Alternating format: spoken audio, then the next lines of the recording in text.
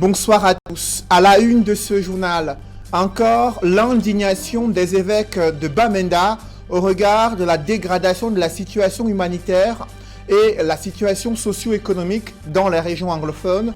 Dans une lettre pastorale, ils interpellent à la fois l'armée camerounaise et les groupes séparatistes de cesser le feu, également de mettre fin à une guerre fratricide et insensée à leurs yeux. Cette lettre pastorale et leur évangile pour la paix peuvent-ils être entendus sur le théâtre de la crise anglophone?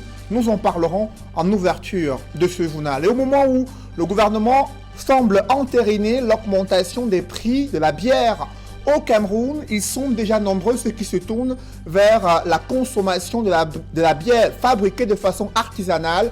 Pourtant, de nombreux dangers les guettent. C'est une enquête à suivre au cœur de ce journal.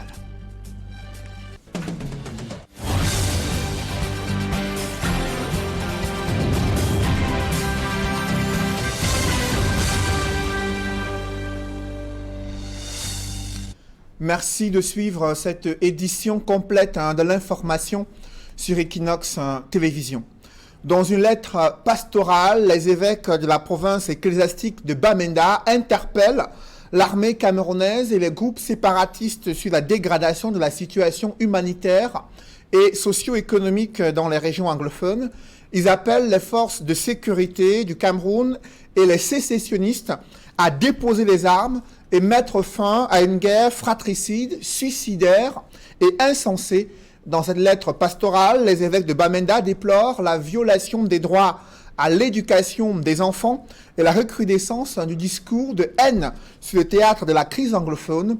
Au regard de l'enlisement de la situation dans ces régions du Cameroun, les évêques de Bamenda prônent un dialogue sincère sur les causes profondes de la crise anglophone et la mise en place des solutions durables impliquant tous les acteurs politiques et ceux de la société civile. Et toujours sur le théâtre de la crise anglophone, cette fois-ci, ce sont les États-Unis qui révèlent de graves violations des droits de l'homme dans le chaudron de la crise anglophone. Dans son rapport 2018 sur la situation des droits de l'homme dans le monde et au Cameroun, le département d'État américain accuse les groupes séparatistes et les forces du gouvernement de perpétrer des actes de torture, de détention arbitraire et de tuerie injustifiée selon le département d'État américain qui s'exprime dans son rapport sur la situation des droits de l'homme, rapport 2018 qui vient d'être rendu public. Les États-Unis qui déplorent le fait qu'aucune enquête sur les dérives des forces de sécurité et leurs sanctions n'a été rendue publique au Cameroun. Selon le rapport 2018 des droits de l'homme qui a été compilé par les États-Unis, une certaine impunité règne malgré les allégations des violations des droits de l'homme dans les régions anglophones. Le gouvernement camerounais, quant à lui, a toujours défendu le professionnalisme de l'armée camerounaise engagée à préserver l'intégrité du territoire et protéger les populations contre les exactions commises par les groupes terroristes et séparatistes dans les régions anglophones. Parlons à présent de cette enquête concernant les nouveaux modes de consommation de l'alcool des Camerounais au moment où le prix de la bière a augmenté.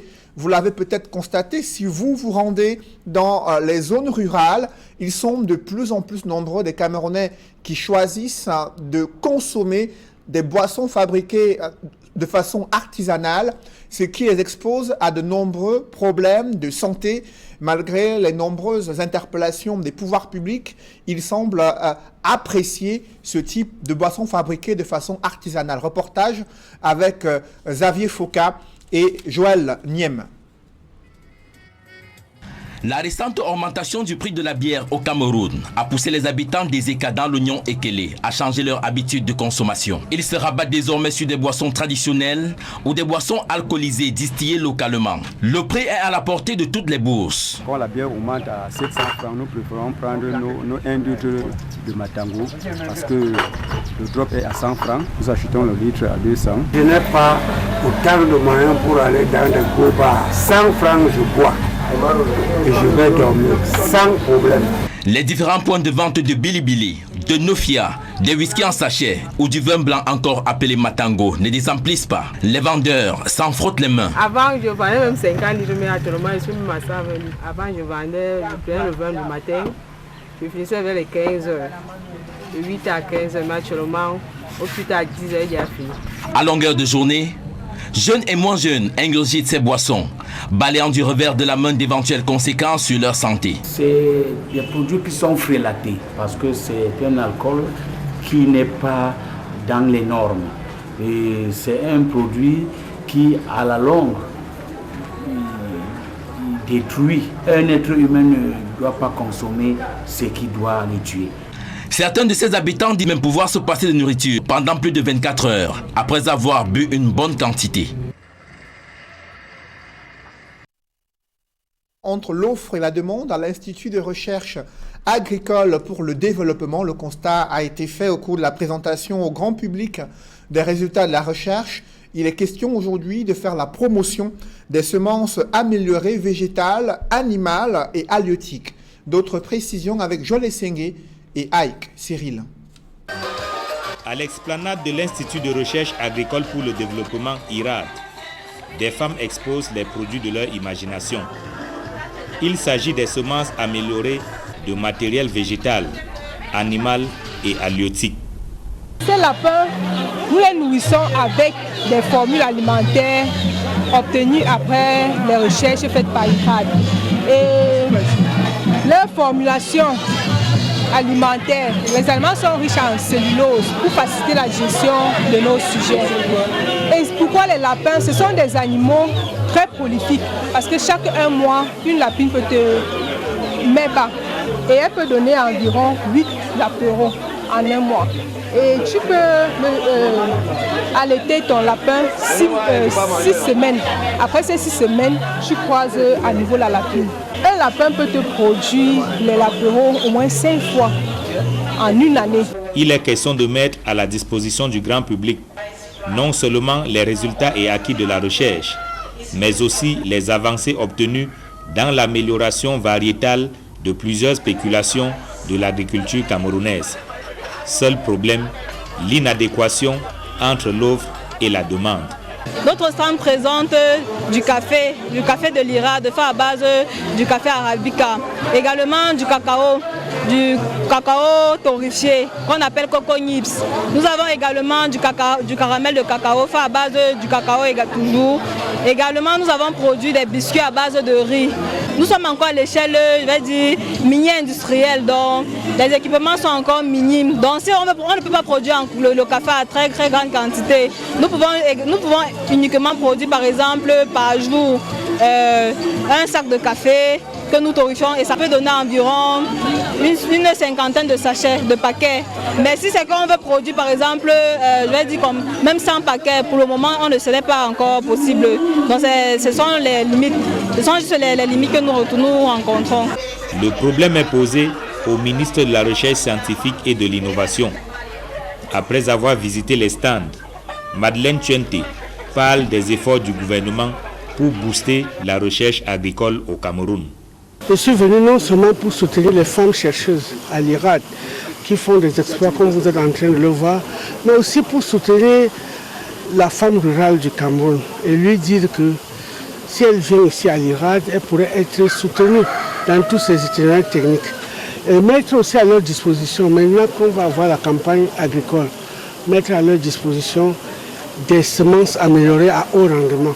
Actuellement à l'IRAD, nous avons de quoi emblaver toutes les terres cultivables au Cameroun, dans toutes les zones agroécologiques.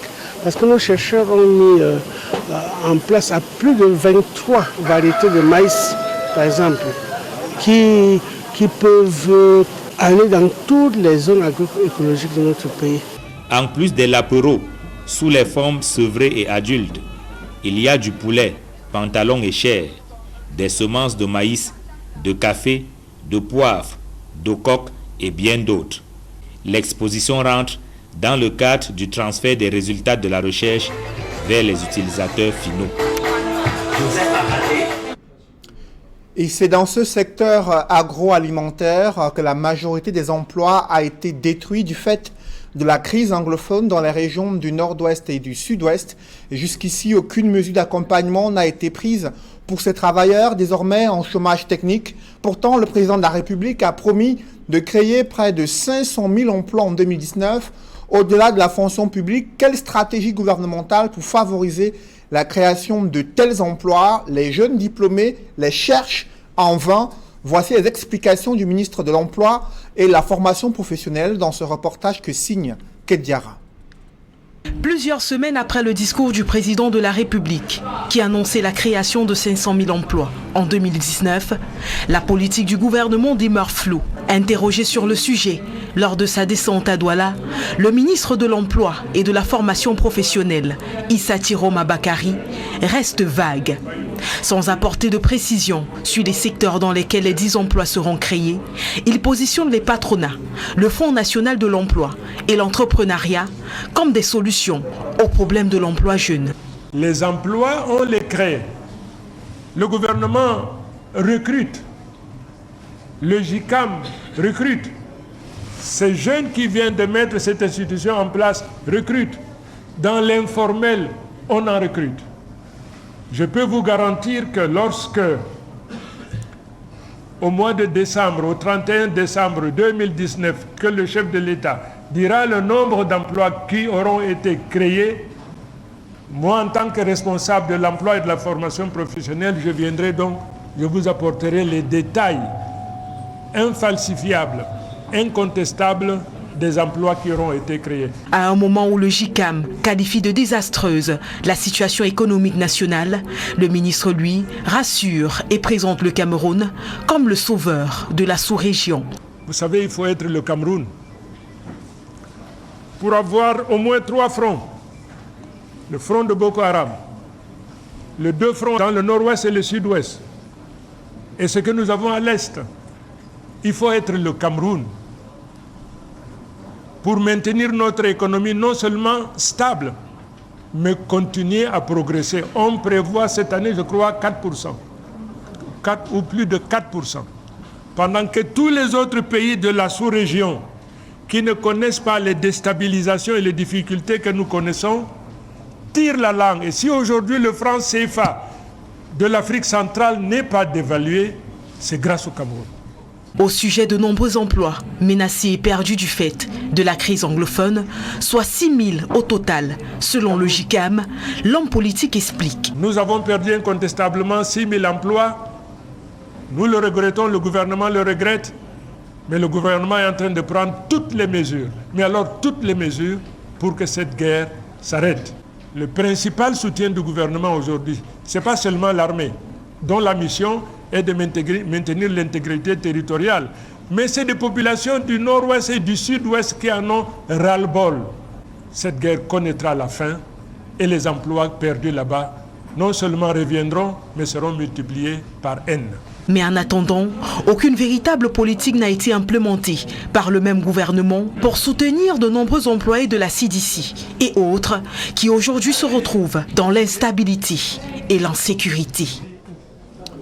Autre préoccupation majeure des populations, c'est la mobilité urbaine. Vous l'avez observé dans la capitale économique, les routes sont en piteux état. Chaque jour, elles se dégradent, notamment sur l'axe Niala-Japoma, qui mène à la pénétrante Est Douala et qui mène également à l'une des infrastructures sportives les plus importantes en cours de construction dans la ville et qui doit abriter la CAN prévue en 2021. Et pourtant, malgré les plaintes des populations, rien n'a été fait. Jusqu'ici, le délégué du gouvernement a promis la reprise des travaux avec le génie militaire, mais d'autres préoccupations se posent dans d'autres points de la ville de Douala. C'est le constat que font nos reporters Dallas Tiana et Jean-Paul Chouniat. À la tombée des premières pluies en tout début mars à Douala, le trajet Niala-Château d'eau, Japomaraï, était encore une vaste étendue de petits lacs sur près de 3 km. Un véritable parcours de combattants pour les usagers de cette route et les habitants du coin. Depuis quelques jours, ce tronçon commence à ressembler à une voie carrossable avec la reprise des travaux qui étaient à l'arrêt depuis 2014. À un taux d'exécution de 60%. Aujourd'hui, le génie militaire reprend tout à zéro. L'arrêt de ces travaux, l'arrêt prolongé, a encore provoqué beaucoup de dégradations.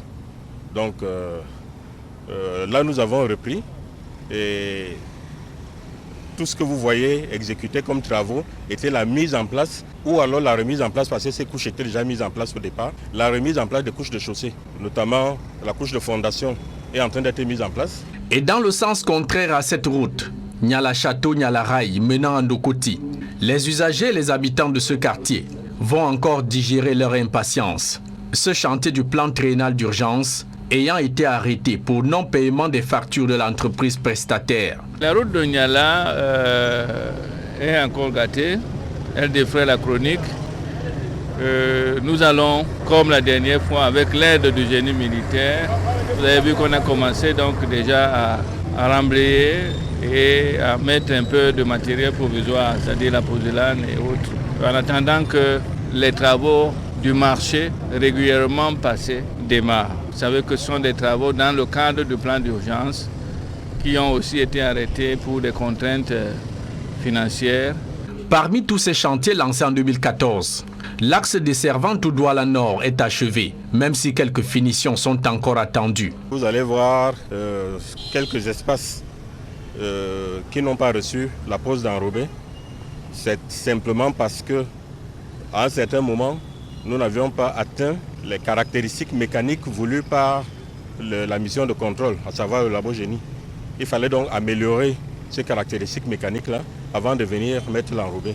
C'est fait aujourd'hui, mais sauf que nous ne pouvons pas démarrer une centrale pour produire de faibles quantités. Donc nous allons boucher, nous allons exécuter tous ces raccords-là une fois que nous allons lancer Japoma. Pour le super maire de Douala, les embouteillages et les routes délabrées seront bientôt un lointain souvenir.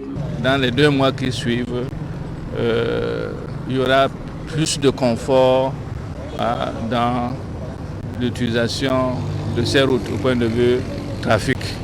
Autre chantier qui fait perdre le sommeil aux habitants de PK14, c'est l'apparition des ravins géants qui menacent d'engloutir des maisons. Certains habitants ont même déjà fui leur domicile. On a essayé de stabiliser avec les moellons, mais la reprise des pluies diluviennes ces derniers temps ont déstabilisé encore. Donc les consignes sont données pour que nous continuions à colmater. En attendant donc la fin des études, vous savez, pour arranger un grand ravin, ça demande beaucoup d'argent, des milliards et des études approfondies.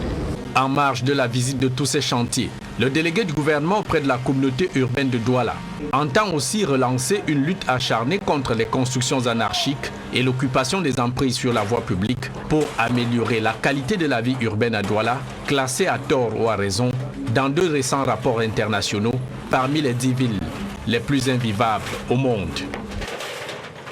Allons à présent au Parlement du côté de Yaoundé. Marcel Niat Difendi remercie le chef de l'État Paul Biya pour sa réélection au poste de président du Sénat. Au terme d'un vote sans surprise, ses camarades sénateurs RDPC représentant la majorité et leurs alliés politiques l'ont reconduit au perchoir de la Chambre haute du Parlement. Et Kavaye Guédibril, lui aussi, a été reconduit à la tête de l'Assemblée nationale. Et le RDPC qui bien sûr prend la part du lion dans la composition du bureau de la Chambre basse du Parlement. Les votes se sont déroulés au cours de cette journée du côté de Yaoundé, à l'hémicycle de Ngwa-Ekele, également à la Chambre haute du Parlement, où les 2 personnalités, Niat Marcel Difendi et Kavaye Guédibril, restent à la tête du Parlement camerounais. Des reportages dans ce journal, la Société anonyme des brasseries du Cameroun organise un ciné scolaire, concept visant à permettre aux élèves de pouvoir s'arrimer à la fois au cinéma, mais d'apprendre davantage sur la culture et d'autres éléments importants pour leur épanouissement. Reportage. Un moment de détente après une semaine scolaire assez dense. L'idée est du groupe SABC qui a profité de la semaine de la jeunesse et des activités y afférentes pour offrir aux jeunes élèves assidus du collège Safety et ceux du lycée de Beponda à Douala une projection du film Yao, actuellement en avant-première à l'Institut français du Cameroun, antenne de Douala.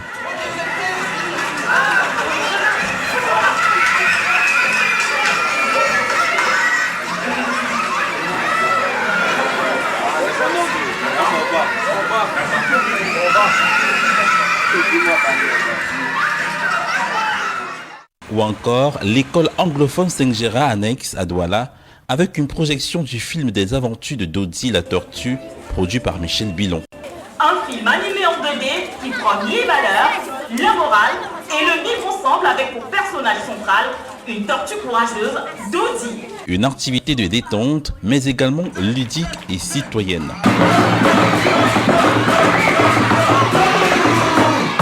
Après le cinéma, place aux bonnes pratiques en matière de protection de l'environnement. L'occasion pour le groupe SABC de diriger avec les jeunes une séance de compression des bouteilles plastiques déjà utilisées afin de leur apprendre à garder leur environnement sain et à réduire au maximum la pollution. C'est ma première fois de venir regarder le film. Je dis merci au brasserie. Merci au brasserie de nous avoir montré le film Dodi la tortue. J'ai beaucoup aimé surtout le film Yahoo qu'on a regardé qui nous édifie sur l'honnêteté, de croire en soi, de croire en ses rêves, de se d'être humble. Je remercie aussi les brasseries du Cameroun. Le groupe SABC, une fois de plus encore, a prouvé que ces valeurs sont vraiment réelles, à savoir les valeurs au niveau de l'éducation. Et de même, le rôle qu'ils jouent également auprès de l'environnement, à travers ce petit jeu auquel se sont amusés les enfants de Bepanda à exercer à travers la compression des bouteilles plastiques. I'm so happy with the organization of what the brasseries are trying to put together, because this is by opening the children's brain to be a good performance tomorrow, not only to pass to school, but school to also pass through you. If you follow the step of brasserie, maybe we'll grow more than 70 years in managing our own society, especially the educational sector. Pour le groupe SABC, de telles initiatives représentent non seulement la matérialisation de son engagement en faveur d'une jeunesse responsable, mais surtout son souci d'accompagner cette tranche sensible de la population dans tous les aspects de son développement.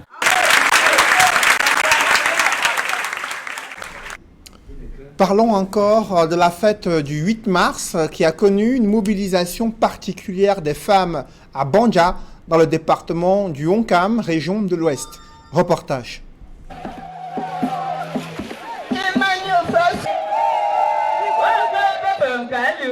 Les femmes de l'arrondissement de Banja dans le département du Onkam ont eu droit à une semaine de la femme bien remplie. Tout au long de la semaine, nous avons mené les activités telles que la marche sportive, l'investissement humain et la table ronde. Ce fut un moment pour nous de sensibiliser les femmes, de leur parler du rôle de la femme, ce que la femme doit faire pour mener à bien non seulement sa vie de couple, mais également notre pays tout entier. En guise de bonus, elles ont livré un match de football dont le coup d'envoi est donné par Hortense Kamanké, marraine et présidente du réseau des femmes de l'arrondissement de Banja. Le match d'aujourd'hui, compte tenu de ce que nous attendions, s'est très bien passé. Les femmes cultivatrices ont livré un match contre les femmes Bayam Salam et comme vous avez pu le découvrir avec nous, le score s'est soldé en faveur des femmes cultivatrices, 1-0. Pour marquer leur solidarité, les deux parties célèbrent la victoire. L'apothéose, c'est à la place des fêtes de Banja. Premier temps fort, le bilan de la semaine écoulée. Bon, je dirais que je suis très satisfaite. C'est la deuxième expérience dans l'arrondissement de Banja. Et je me rends compte que les femmes de cet arrondissement sont très dynamiques. Je les encourage. La femme du Onkam Nord avance. La femme du Onkam Nord suit. Et par rapport au thème de l'année, je puis dire qu'elles sont déjà en plein dedans. Parce que si vous interrogez n'importe laquelle, comment s'est passée la table ronde, qu'est-ce qu'on a dit toute la semaine du 8 mars, je vous assure, elles vont vous répondre brillamment à toutes les questions. Ces valeureuses femmes de Banja, qui ont glané assez d'expérience et de connaissances au cours de cette semaine et dont les qualités sont indéniables, doivent davantage faire des efforts au regard des défis qui les interpellent. Nous avons déjà fait du chemin, mais nous avons encore beaucoup à faire. Parce que les enfants, c'est nous. Les maris, c'est nous. La grande famille, c'est nous. La société, c'est nous. Si nous dormons, je crois que ça va se ressentir au niveau du pays. Vous comprenez de quoi je parle.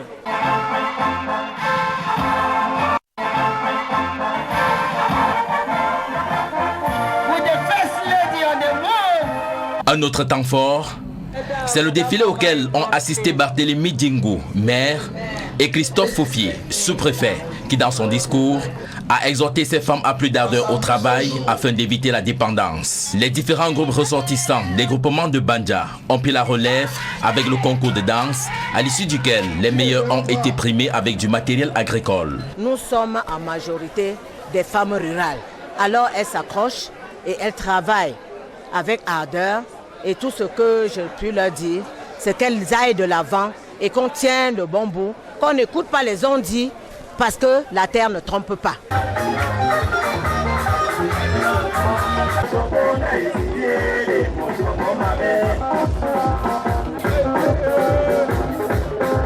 C'est dans cette belle ambiance que les femmes de Banja se sont séparées, en espérant davantage des organisatrices. Mesdames, messieurs, c'est la fin de ce journal. Merci de l'avoir suivi. Juste après cette édition de 20h, retrouvez Serge Alain Autou et ses invités pour le débrief du journal sur le plateau d'Equinox Soir. Serge Alain. Cédric Noufelet, nous allons parler de l'indignation des évêques de la province ecclésiastique de Bamenda. Dans une lettre pastorale, ils déplorent la dégradation de la situation humanitaire et socio-économique dans les régions du nord-ouest et du sud-ouest. Ils interpellent principalement les forces de sécurité camerounaises et les groupes séparatistes. Pour ces évêques, ceux-ci doivent déposer les armes et mettre fin à une guerre qu'ils jugent insensée, fratricide et injustifiée. Ils prônent à nouveau la paix et le dialogue inclusif. Pour la 27e année consécutive, Kavaye Yege Djibril à la tête du Perchoir. Sans surprise, il a été réélu à la tête de l'Assemblée nationale et également Marcel Nyat Difendi, lui aussi reconduit au Sénat. Et vous avez suivi dans ce journal comment il remercie d'abord le président Paul Biya pour sa réélection à la tête du Sénat. Cela donne les couleurs de la session parlementaire qui s'annonce et des projets de loi attendus et l'attitude des sénateurs RDPC durant cette session parlementaire. Voilà, madame, monsieur, c'est donc l'essentiel Equinox Soir, deuxième partie. Bonne soirée à vous, Cédric. Bonne soirée à vous, Serge Alain. Rendez-vous lundi, 20h. Rendez-vous lundi, 20h. Voilà. Madame, monsieur, dans un instant, Equinox Soir, deuxième partie, toujours en compagnie de nos quatre invités.